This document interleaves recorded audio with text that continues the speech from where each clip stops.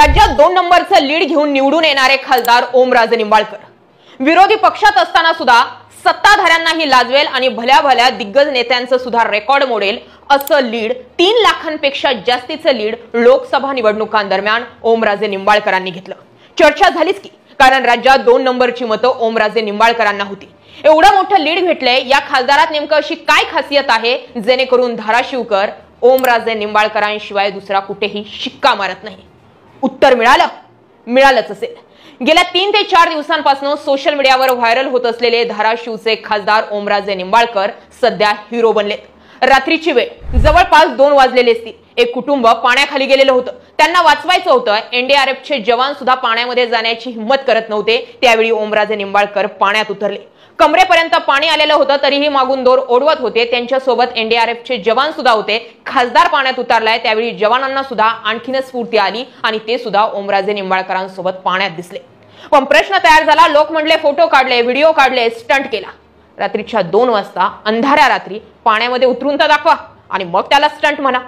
ओमराजे निंबाळकर यांचे नेहमी सोशल मीडियावर व्हिडिओज दिसत असतात की ते व्यायाम किती पद्धतीने करतात, त्यांचा योगा कसा आहे, पण आपली शरीरयष्टी सुदृढ असणं किती गरजेचं आहे आणि आपण तंदुरुस्त असणं किती गरजेचं आहे हे ओमराजे निंबाळकरांकडे पाहून कळतं।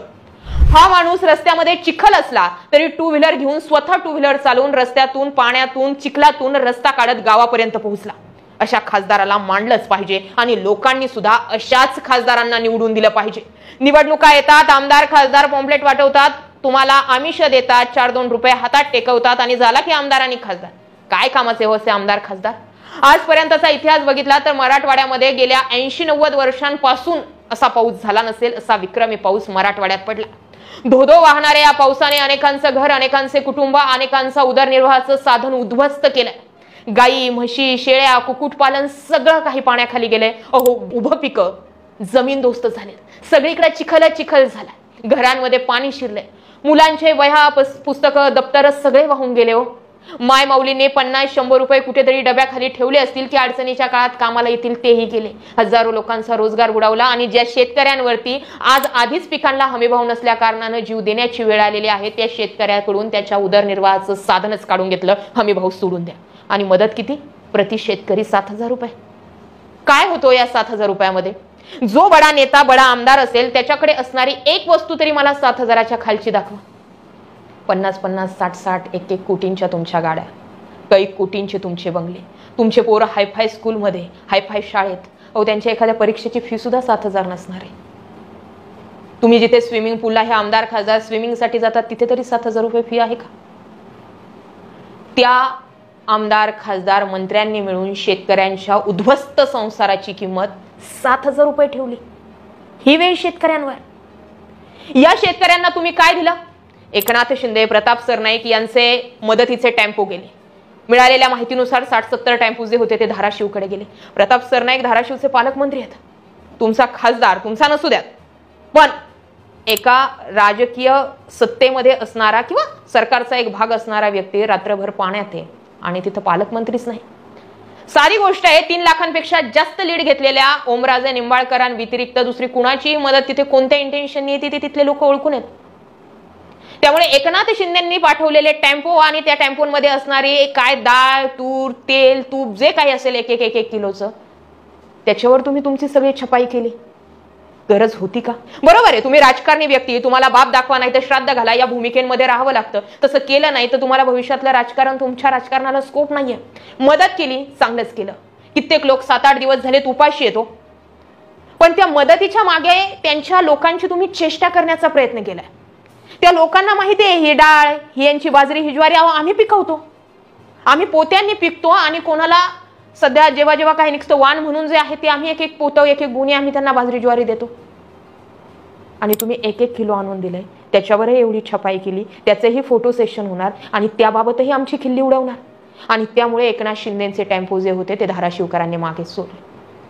आज परिस्थिती फक्त धाराशिवचीच नाही, बीडची ही एकदम भयानक परिस्थिती। मराठवाड्यातील लोकांनी कधी एवढा पाऊसच बघितला नव्हता। सुरेश धसांनी हेलिकॉप्टर पाठवून ते लोकांना बचाव कार्य केलं। फक्त हेलिकॉप्टर पाठवून किंवा आपली पॉवर दाखवून सुरेश धस थांबले नाही। सुरेश धस पाऊस झाल्यापासून शेतकऱ्यांच्या बांधावर आहेत, चिखल तुडवत जात आहेत। असा लोकप्रतिनिधी पाहिजे की तुमच्या सुखात सामील असो या नसो, पण दुःखात तुम्ही हक्काने त्यांना हाक दिली पाहिजे. ओमराजे निंबाळकरांनी जिंकलं, सुरेश धसांना ते जमलं. इतर लोक कुठे आहेत? मदती कुठे आहेत? आज उभ्या महाराष्ट्र मराठवाड्याकडे बघतोय. फक्त मराठवाड्यातच नाही, इतर भागांमध्ये ही परिस्थिती जास्तच बेताची. तिथले लोक आरडाओरडा करून सांगतायत की तुम्ही पावसाची परिस्थिती असताना धरणातून अतिरिक्त पाणी का सोडलं, यावर विचार झाला पाहिजे.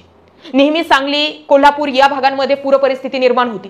तिकडची पूर परिस्थिती टाळण्यासाठी इकडे काही परिणाम त्याचे केले गेलेत का हे पाहणं सुद्धा गरजेचं असणार आहे. या सगळ्या गोष्टींमध्ये दिली जाणारी मदत, पंचनामे करायला होत असलेला उशीर, लोकप्रतिनिधींचं होत असलेलं दुर्लक्ष आणि शांत असलेलं सरकार आणि विरोधक, विधान परिषद आणि विधानसभा दोन्हीकडेही विरोधी पक्ष नेताच नाहीये. सगळं काही सरकारच्या सोयीने सुरू आहे. बरं, तुमच्या सोयीने का होईना. एकनाथ शिंदे किमान बांधावर जात आहेत, चिखलात पाय रोवतायत. मुख्यमंत्री कुठे आहेत? उपमुख्यमंत्री अजित पवार कुठे आहेत? आपत्ती काळामध्ये पूर परिस्थितीमध्ये लोकांना धीर देणं गरजेचं आहे. शिंदे साहेब, तुम्ही मदत करत असालही जाहिरातबाजी टाळा. लोकांना जर तुम्ही केलेली मदत त्यांच्यापर्यंत पोहोचली तर लोक तुम्हाला डोक्यात मनात ठेवतील. पण त्यामागे जर काहीतरी इंटेन्शन असेल आणि त्यामागे तुमचा प्रचार आणि प्रसार असेल तर ते शेतकरी भिकारी नाहीयेत. ते तुमच्याकडून आस लावतात, सरकारकडून आस लावतात. म्हणजे सरकार कोणता देवदूत नाहीये. सरकार निवडून देणारेच हे लोक आहेत. सरकारला निधी देणारे लोक हेच आहेत. सरकारपर्यंत जो काही पैशांचा खजिना, मोठमोठे तुमचे बंगले होतात, तो पैसा सुद्धा तुम्ही यांच्याच खिशातून उकळलेला असतो. पण वेळ येईल तेव्हा त्या खिशाची तर किंमत ठेवा. आज आधीच कांद्याला भाव नाहीये, कांद्याचा भाव पडलेला आहे आणि त्यात ही पूर परिस्थिती. अहो, जे कांदे सध्या उभे आहेत, शेतात आहेत, ते कांदे सुद्धा खालून सडलेत. कसं उभं राहायचं या लोकांनी? शाळा बंद, उदरनिर्वाहाचं साधन बंद, गायी गुरे शेळ्या म्हशी सगळं काही गेलंय पाण्यात वाहून. लोकांच्या गोठ्यांनी आम्ही गाया म्हशी मेलेल्या पाहतोय. आणि सरकार म्हणून सगळी काही आस तुमच्याकडे. प्रचार प्रसार थांबवा आणि शेतकऱ्यांसाठी जमिनीवर उतरा. जय महाराष्ट्र. ताज्या घडामोडी जाणून घेण्यासाठी आजच बहुजन आवाज न्यूज चॅनलला लाईक, शेअर आणि सबस्क्राईब करा.